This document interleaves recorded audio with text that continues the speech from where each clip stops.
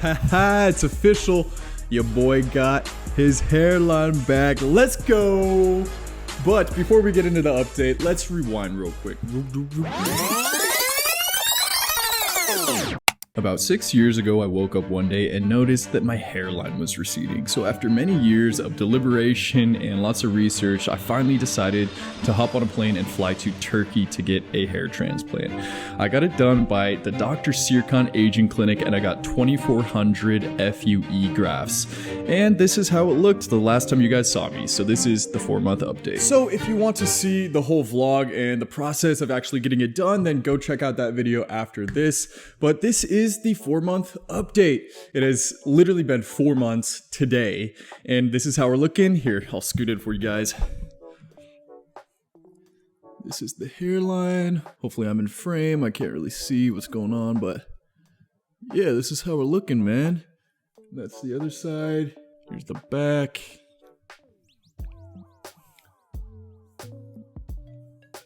I feel like there's literally no signs, no scars, nothing. You couldn't even tell that I got it done. But you guys let me know. So, this is how the last few months have been.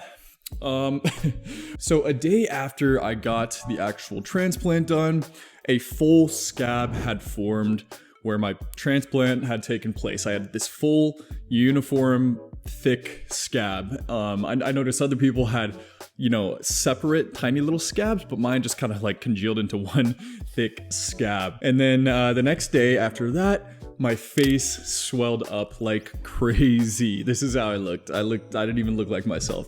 You know what's funny is when I got on the plane to fly home from Turkey, it's like a 14-hour flight back to LA.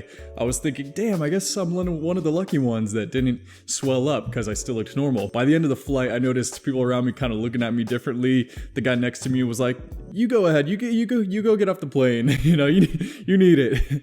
And then I looked at my phone on the way out and I noticed I looked like a big giant baby.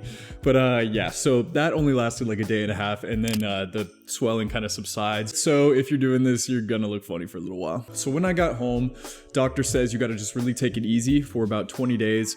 So that's what I did. I didn't work out or anything until I think 18 or 19 days. You have to sleep on your back for the first week because you don't want to be rolling around and, you know, rubbing off the grafts and dislodging them. Then it's all for nothing. So they give you this little blow up neck pillow, and I used that to sleep on my back. I would actually recommend getting like a nice memory foam neck pillow because this kind of crappy inflatable one is a bit uncomfortable, but I did get used to it after a few days. So as far as maintenance goes, the clinic gave me 2 little bottles. One of them was a lotion, the other one was a special shampoo. The lotion I had to apply every day and leave on for an hour, and then gently wash it off with some sudsy water soap combination that you make with your hands, because you can't take a full shower because it's too much pressure and just too crazy, right? So they give you special orders to make a little bit of like sudsy soap and just kind of wash it off gently. And I just kept using that until it was all out. Now they say that the scabs should be gone by the end of the 2nd week. But for me, that wasn't the case. I still pretty much had nearly the full scab on my scalp. It had kind of started cracking and breaking apart, but I was a bit concerned because I didn't want to like suffocate the hairs underneath and, you know, inhibit them from growing. So I reached out to the clinic. I texted them on WhatsApp, said, hey, what do I do? They told me to apply a bunch of lotion to it and then gently massage the scabs until they all came off with my fingers. So the scab was so thick and dense that even that didn't work. I had to use a toothbrush with the fine bristles to actually kind of like get in there and break them apart. So after an hour and a half, I was able to finally get all of the scabs off. And lo and behold, there's these cute little baby hairs sprouting underneath. So that was a really exciting moment to see that it was actually working. You know, it seems like the weirdest thing, like it doesn't almost even make sense that you can plant hairs and trust that hairs will grow thereafter, but they did, and that was very exciting. But then things took a turn for the worst, unfortunately, and I entered the dreaded shedding stage. I know, I was hoping that I was going to be one of the lucky ones that didn't have a shedding phase, but yeah, about a month and a half After the transplant, I entered the shedding phase. It started just in the shower when I was using the shampoo, and I got out and noticed that a bunch of the hair was on my hands and not on my scalp anymore. So yeah, it's normal. I kind of freaked out. Everybody panics, I think, but it's totally common. The hairs, the newly transplanted hairs will shed out in patches. Sometimes all of it will shed, sometimes half of it. For me, it's probably like 60-70% of the hairs shed out. And most of them, I would say, had started sprouting back at around the 3-month mark, which is where I actually got my first haircut. And I just got a little trim up at my buddy Joe, or Blue Mon. He's another big YouTuber. He just opened a salon. I got my hair cut there. So shout out to him. I told him I'd give him a little plug. So here it is, bro. If you're in the LA area, go get your hair cut there. So basically for this past month, I really haven't been doing anything, just leaving it. I'm still using the shampoo that they gave me every other day. And this is where we're at. Yeah. And I can honestly say I'm very pleased with the results so far. I think it looks great. This is pretty much the hairline I wanted. I know some people were commenting on the first video, like, why didn't you get a lower, sharper hairline?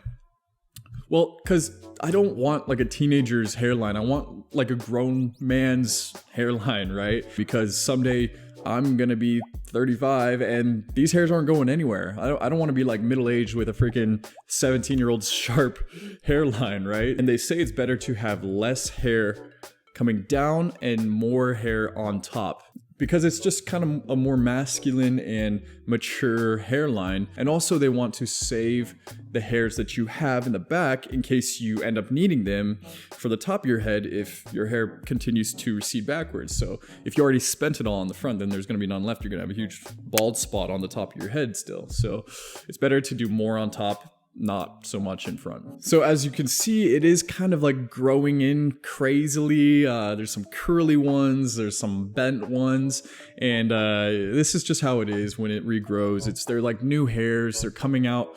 They haven't really assimilated to your scalp yet, but supposedly over time they will kind of start like to assimilate and become more natural looking. You can see they're a bit stringy and curly, and they actually go straight up, which is new. My hair in the front used to actually grow downwards. This is how it is when I wake up. It goes straight up, which is interesting, but I think I'd rather have them go up than down. So I'm cool with it. This is my hair literally without even touching it. There's no product, nothing. Yeah, I can touch it, play with it, move it around, and it's all good. I think it looks clean and athletic, and I love it. The one concern I do have is if you look very closely at the actual line, there seems to be like a mostly majoritively uniform area, which is most of the transplant. And then there's almost like a bit of a distance and then another small sparse line of hairs. And I'm not sure what their strategy is with that. Maybe it'll just make it blend in later or something like that, but it is all the way across the front of the hairline, and I'm hoping that it all works out and doesn't look like there's a random line in front of my hairline, but that's the only thing that I've noticed so far, so hopefully that is all good. But obviously from a distance you really couldn't even tell, I'm sure. Some people are also probably wondering what I'm doing to maintain my hair. Well, I am taking minoxidil. I'm using minoxidil foam every single day. I just do it right after the shower. I spray it right in here and then kind of massage it into my scalp. This just helps maintain the hair and natural hair that you already have. I do have finasteride in my cabinet, which I got prescribed, but I haven't started using it yet because I'm just a little nervous. I have some friends that have had some negative side effects, so I don't know. I'm like putting it off as long as I can. I might just try to get my hands on some topical finasteride. But yeah, that's what they recommend. So, but yeah, that's pretty much it. That's all I can think of. I got my notes here, and yeah, I don't think I really left anything out. I'm super excited with how it turned out. I got my freaking hairline back, baby. I feel like so much more confident and happy about my hair. I don't feel like I have to hide it and swoop it. And I know it'll just keep getting better. If you're interested in using the same clinic as me, check out Dr. Serkan Aygin. They also have a Facebook group where you can see other people's results, their before and after, and a whole community of people that have got it done with them. Yeah, I would highly recommend. Yeah, yeah, so that's it, guys. I hope you enjoyed the video. If you haven't already, subscribe, and until next time, peace.